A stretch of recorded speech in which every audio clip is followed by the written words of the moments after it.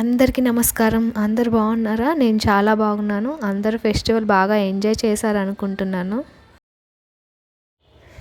ఈ వీడియో భోగి రోజు వీడియో అండి. ఆ రోజు మేము ఎలా సెలబ్రేట్ చేసుకున్నాం అనేది వీడియో షూట్ చేశాను.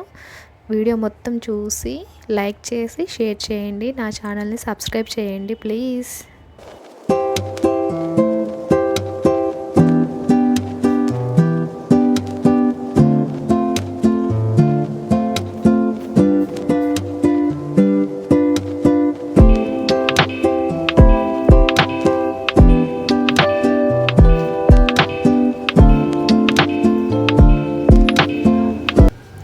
మార్నింగ్ 6 అవుతున్నా ఇంకా మంచు పడుతూనే ఉంది. ఆ రోజు మేము ఇంటి ముందు భోగి మంట వేసాము. భోగి మంట వేసి భోగి మంట చుట్టూ 3 ప్రదక్షిణలు చేయాలంట. 3 ప్రదక్షిణలు చేసాము. చేసేసరికి అనుకోకుండా అప్పుడే గంగిరెద్దుని తీసుకొచ్చారు. చాలా హ్యాపీగా అనిపించింది. మా బాబుకి ఫస్ట్ టైం అనమాట ఆ ఎక్స్పీరియన్స్.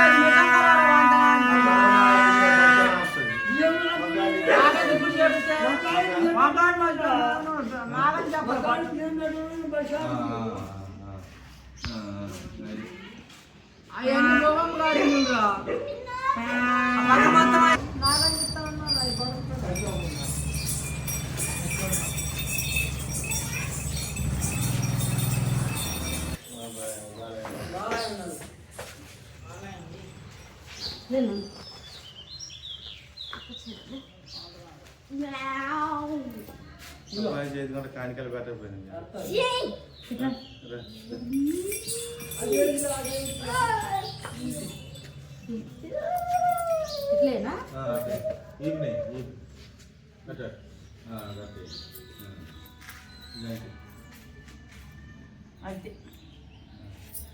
ఇంటి ముందు అలా గంగిరెద్దు వస్తే ఏదైనా ఇచ్చి పంపించాలంటారు కదా, అందుకే కొత్త బట్టలు ఇంకా కొంత మనీ బియ్యం వేసి పంపించాము.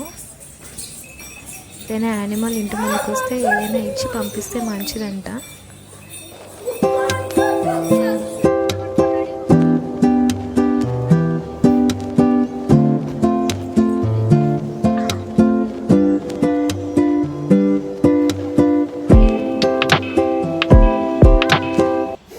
ఆ తర్వాత మా బాబు పక్కన పిల్లలతో కాసేపు ఆడుకున్నారు. భోగి రోజు పిల్లలకి నలుగు పెట్టి స్నానం చేస్తే మంచిదని నలుగు పెట్టి స్నానం చేయించాము. తర్వాత భోగిపళ్ళు పోయించాము.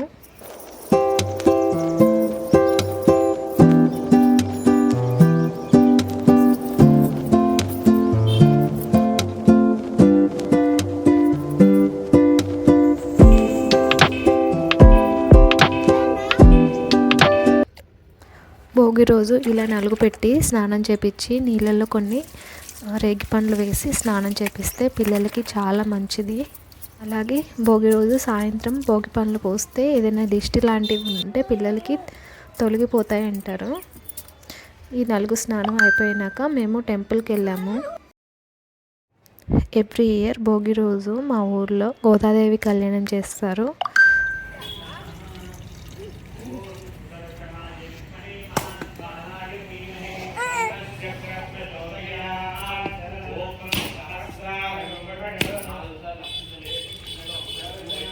మా ఊరి రామాలయం అన్నమాట. చాలా ప్రశాంతంగా ఉంటుంది.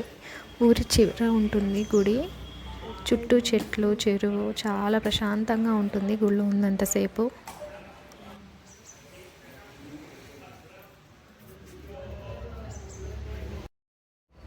ఇలా ఫెస్టివల్స్ టైంలో గుడికి వెళ్తే మనసు ప్రశాంతంగా అనిపిస్తుంది. ఇలా గుడి చుట్టూ జంట నాగులతో ప్రతిష్ఠించారనమాట. ప్రతి నాగుల చవితి ఇక్కడ బాగా జరుగుతుంది.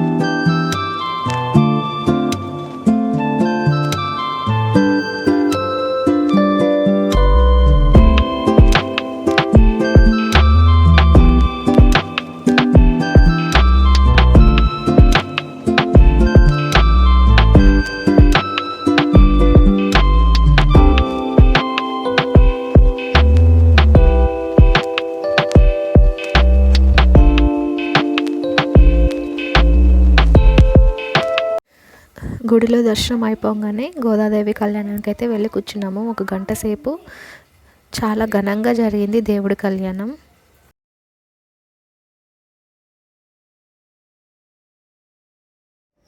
గోదాదేవి కళ్యాణం చాలా ఘనంగా జరిగింది. ఒక ఆడపిల్లని అత్తవారింటికి ఏ సారెలతో అయితే సాగనంపుతారో అవన్నీ తీసుకొచ్చి పెట్టారు.